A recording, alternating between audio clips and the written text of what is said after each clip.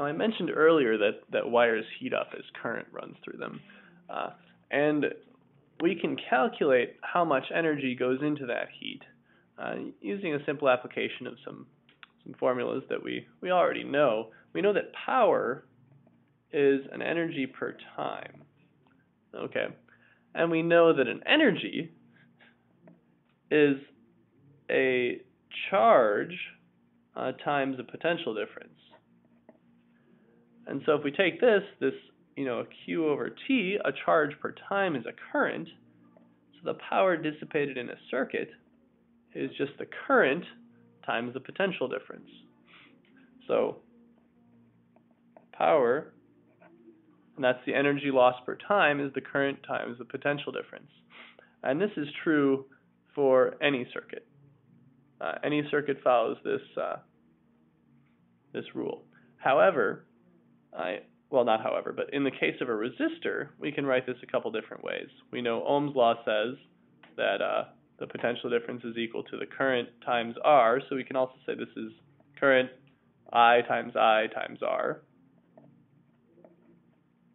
Or if we substitute the other way, this current would be equal to V over R, so we can also say that this is V squared over R. So depending on what the question is, any of these might be more convenient to use.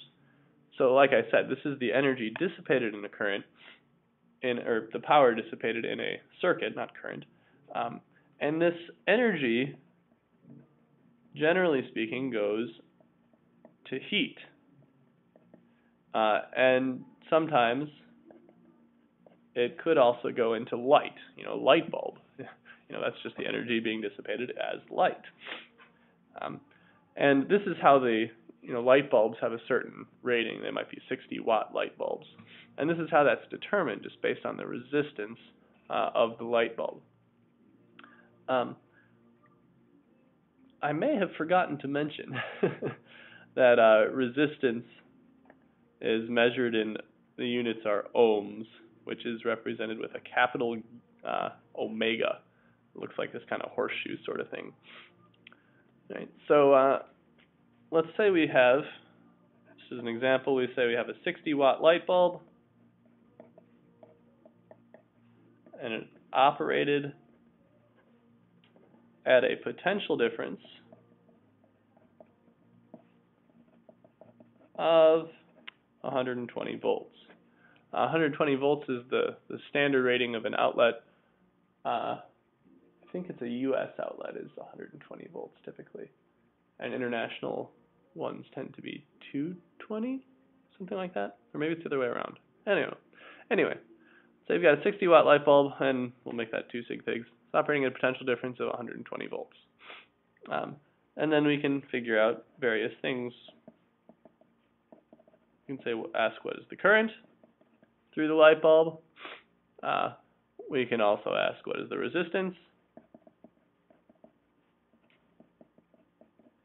And that just boils down to a simple application of these formulas. Well, we know that power dissipated, 60 watts, is equal to IV. So if we apply that, we can say 60 watts equals I times V. So then our current is just half an amp. If we want to find our resistance, we could say that power equals V squared over R. I'm sorry, this power was 60 watts. And so we multiply that over, we get our R is equal to 120 squared over 60. Well, 120 over 60 is 2, so that's 2 times 120, 240 ohms is then the resistance of that light bulb. Right? Kind of an interesting application of the power dissipated is something called a battery check. So I just thought it was kind of neat. This isn't really super important for you to know for a test or anything, but you've got a graphite strip, and it's tapered so that it's thicker at one end than at the other, right? And it's hooked up to a battery, right? And this is to check, batteries are, there's a given voltage on a battery. Say you have a 9-volt battery, whatever. And that is what the potential difference, I guess you could say, starts off as. After a while, the chemical reactions going on inside the battery, there isn't enough, there's no more stuff to carry on that chemical reaction, and so the potential difference tends to decrease. But you can tell how new the battery is by using this tapered strip, because we know our resistance, is resistivity times the length over the cross-sectional area. Well, the cross-sectional area is greatest at this end of the tapered graphite strip, and it's least at this end, but the length and the row are the same. So there's greater resistance at this narrow end and less resistance at this thicker end. So there's the greatest resistance in that narrow end. Okay. Now, since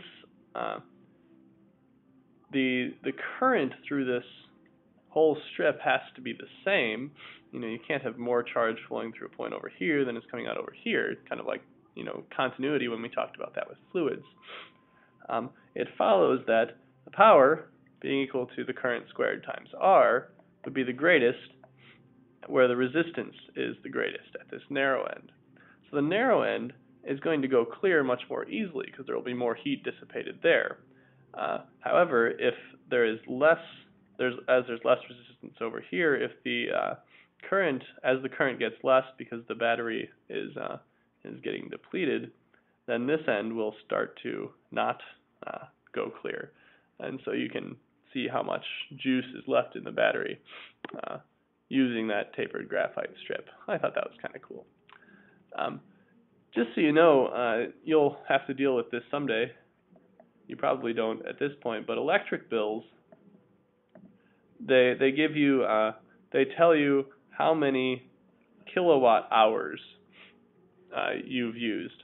Now this is actually, it says kilowatt, which is a power, but this is actually an energy, just so you know, because it is a kilowatt times an hour, and power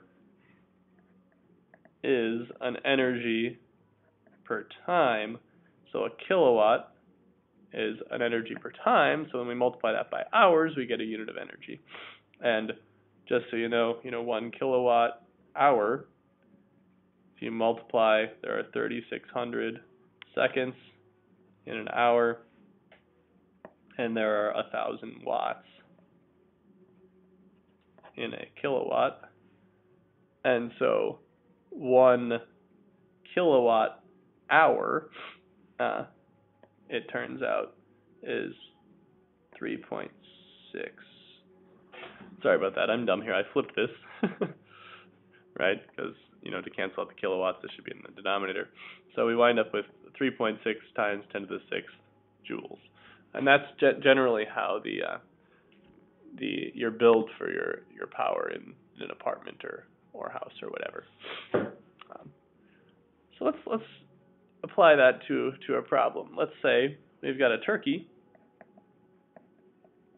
A turkey is cooked in the oven for 4 hours with 2 sig figs, or 3 sig figs. The stove draws 20 amps of current at 220 volts.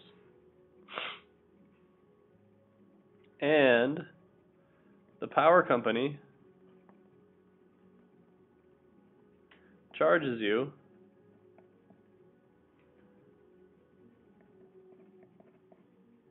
$0.068 per kilowatt hour. How much does it cost to cook the turkey?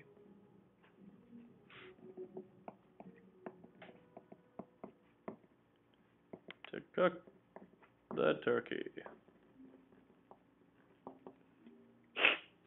All right.